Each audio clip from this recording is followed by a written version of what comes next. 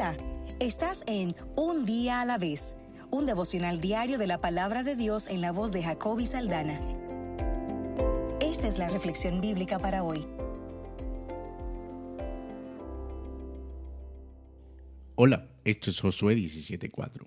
El Señor mandó a Moisés que se nos diera heredad entre nuestros hermanos.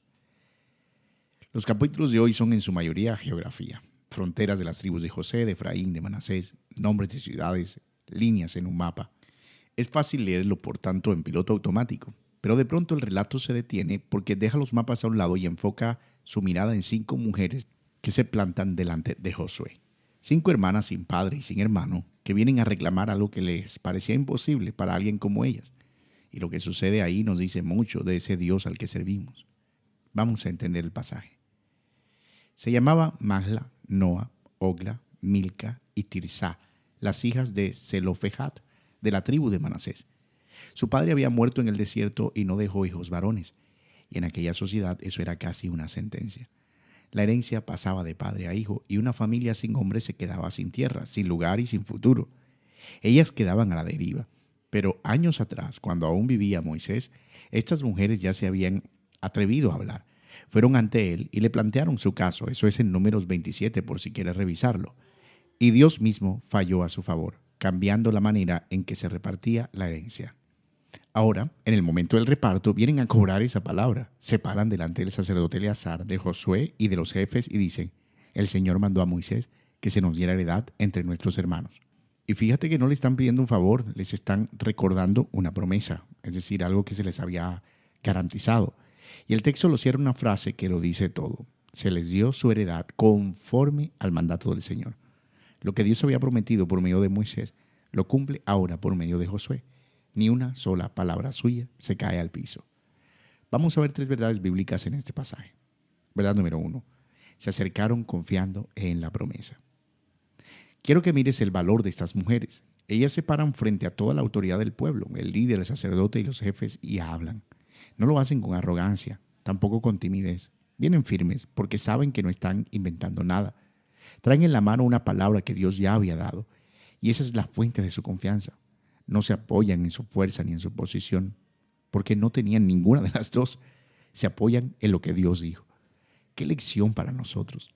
La fe y la oración valiente no nacen de sentirnos dignos o capaces. Nacen de tomarle la palabra a Dios, por así decirlo, de abrazar lo que Él ya ha prometido. Podemos acercarnos a Él con confianza, aunque no tengamos nada que ofrecerle, porque Él prometió recibirnos. Verdad número 2. Dios hace lugar para los que no tienen voz. Quiero que pienses en quiénes eran ellas a los ojos de su mundo, de ese mundo que les rodeaba. Mujeres, además huérfanas, además sin un hombre que las respaldara, justo las que una sociedad así dejaría al final de la fila o directamente afuera. Y sin embargo, Dios detiene todo el proceso de reparto para atenderlas.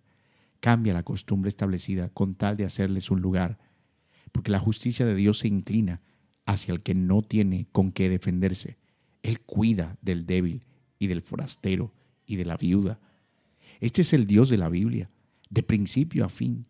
El que oye el clamor del esclavo en Egipto, el que defiende a la viuda y al huérfano, el que levanta del polvo al pobre y al menesteroso.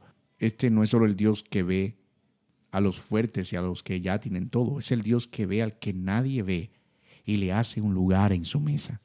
Y hay algo más. Estas mujeres no peleaban solo por su comodidad.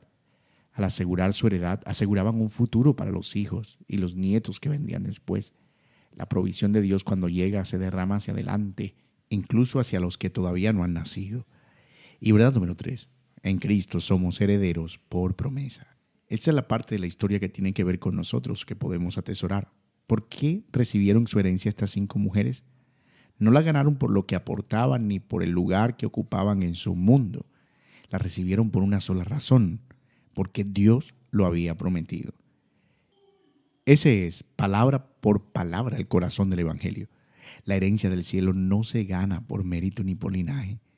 Los que por nosotros mismos no teníamos ningún derecho somos hechos hijos y herederos por pura gracia en Cristo. Como escribió Pablo, si son de Cristo, entonces son descendientes de Abraham y herederos según la promesa, Gálatas 3:29. Amén.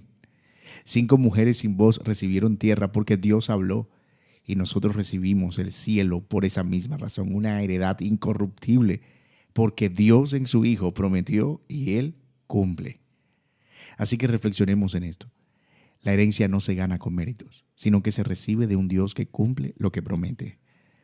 Oh Padre del cielo, gracias, porque eres el Dios que ve a los que nadie ve y les hace justicia, les hace un lugar. Gracias porque no mides a las personas por su fuerza ni por su posición y te inclinas hacia el que no tiene con qué defenderse. Pero sobre todo gracias porque a nosotros, oh Señor, a nosotros que no teníamos ningún derecho en tu herencia, nos hiciste hijos y herederos en Cristo por pura promesa. Danos la confianza de aquellas 5 mujeres para acercarnos a ti, aferrados a tu palabra, en el nombre de Cristo. Amén. Lecturas del plan para hoy, Josué 16 y 17, Salmo 148, Jeremías 8 y Mateo 22. Un día a la vez es una producción de Iglesia Bíblica Soberana Gracia en Santa Marta, Colombia. Para más información sobre este y otros recursos visita ibsoberanagracia.com. Hasta mañana.